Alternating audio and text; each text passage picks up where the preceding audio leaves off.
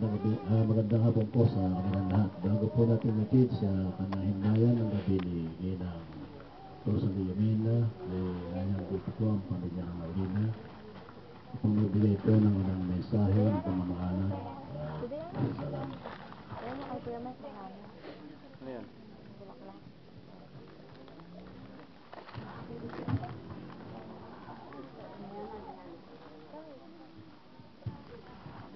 Magandang araw po. Ako po kapatid ni Lisa. Pinakamamahal ng kapatid. Ako kay Lisa. Ito tao siya sa kanya. Ito ako.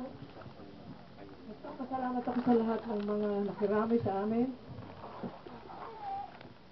Nagpapasalamat ako sa mga kapatid ko, kay Mike, ang bayaw ko, at ang pinakamamahal kong pamangkin, si Miko, at ang lahat ng mga pamangkin ko sa mga kapatid ko. Mahal ko kayong lahat, dahil ang pagmamahal ko sa mga kapatid ko.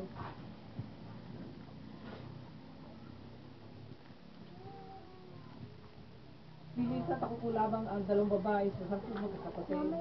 Kaya siguro minahal ko siya ng todo-todo. Binibigay kong kaya kong gawin pa sa kanya. At wala akong regret sa ginawa ko. Sana nga may magagawa pa akong mas maganda sa kanya. Pinapanalangin ko sa Diyos na ibigay ko ang buhay ko alang-alang sa kanya. Huwag na siya, sana kabata pa ng kapatid ko. Isa siyang ulirang ina at ulirang asawa. Tahimik na tao at hindi mausap. Iya siguro isa sa pinakamamahal ko sa kapatid kong babae. At sa kanya rin dumidepende ang mga kapatid kong lalaki ng lakas. At siya ang hinaing namin ng mga problema namin kahit na siya ang bata. Pero ngayon, kasama na siya ng ni ina, ni Edgar, at ng ama namin. Alam ko, tahimik na siya. Wala na sakit at malaya na sa sakit. Yun ang pinagpapasalamat namin sa Diyos, hindi sa pinaghirap. At naniniwala ako na ang ina namin at si Edgar ay naroon sa kanya para huwag niyang maramdaman ang sakit ng isang cancer. Dahil ako po ay nagtatrabaho ko sa isang hospice department sa Amerika, alam ko po ang sakit ni Lisa. Napakasakit po ang magkaroon ng cancer. Kaya lagi ko pong kinakaroon yung pamilya dahil ayaw ko kung ako ang nakahiga doon.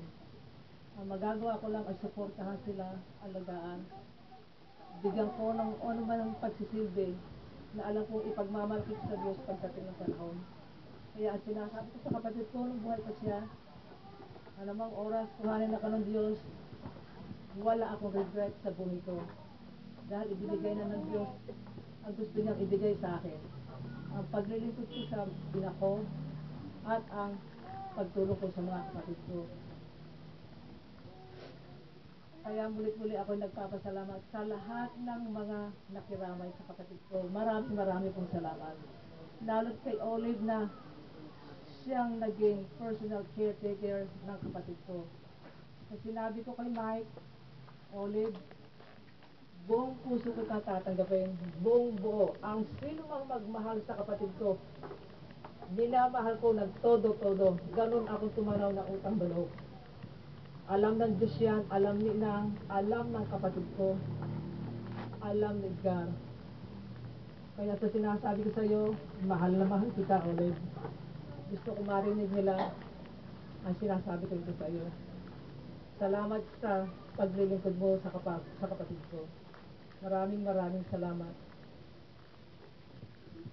Olive, sana magsalita ka ng konti para sa sangsi mo. Ito na ang kanyang huling pamamahalan. Kahit na sabihin mo, salamat sangsi, okay na. Para masaya ng sangsi mo, mahal na mahal ka ng sangsi mo. Ipakita mo sa kanya, sabihin mo sa lahat ng mga tao ang pagmamahal.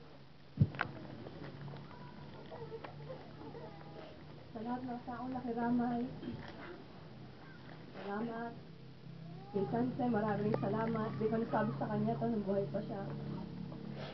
Pero binulong ko sa kanya yon. Kasi last na nawawala sa isang tao kapag Pumotor siya, nakaratay, di ba yung hearing niya? Pero as is nasabi ko sa kanya, ang dami ko ng hirap eh, Nancy. Pero mas marami siyang hirap sa akin nung buhay pa siya.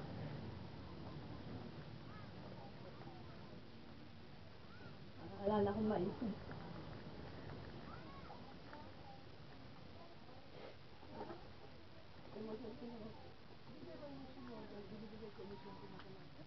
Ay, uy.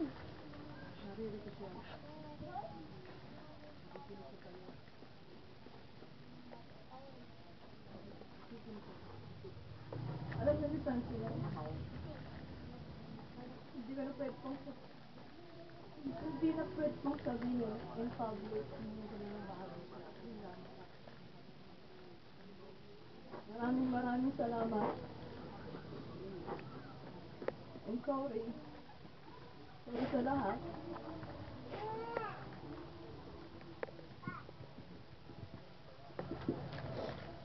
Mahal na mahal po ni Olive si Lisa at mahal na mahal po ni Lisa si Olive. Dahil sila po ang lumaki together. Nung umalis po ako sa Pilipinas, meron lang 15 anos si Lisa. Kaya 26 years ako nawala sa bansa. Siya nga ng kapatid ko nung bumalik ako after 19 years. Panay akong tinatanong ng mga tao kung sino, kung kilala ko sila. Ako, sorry, nag-apologize ako ng mga tao na talagang hindi ko na tatandaan ang mga mukha. Hindi na po sa nagsusuplada ako, pero ang kapatid ko na po nagbibigay ng sense of humor.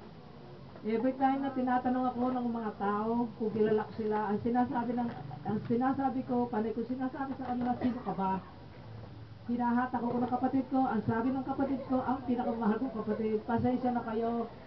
Nagkaroon ng amnesia si Dite, kaya nire-recall niya lahat ang lugar.